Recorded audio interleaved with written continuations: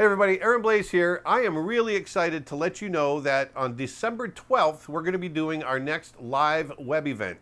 I'm going to be doing it on character design for animation. And during this event, I'm going to be designing a character, a dog character like this. I'm going to take you through my process of what I think about when I'm designing, but then we're going to take it and we're going to actually animate.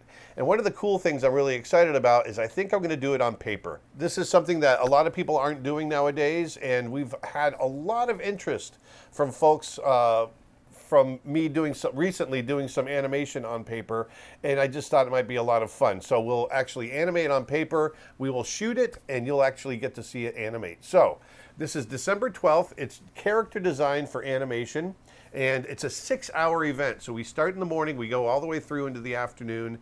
It's a lot of fun. If you've done my other events before, you'll know that it's really compact. There's a lot of information.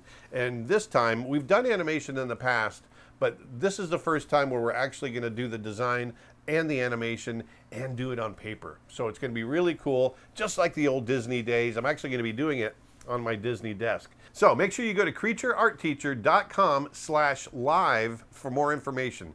Thanks a lot. Go out, put some beauty back in the world, and I'll talk to you later. Bye.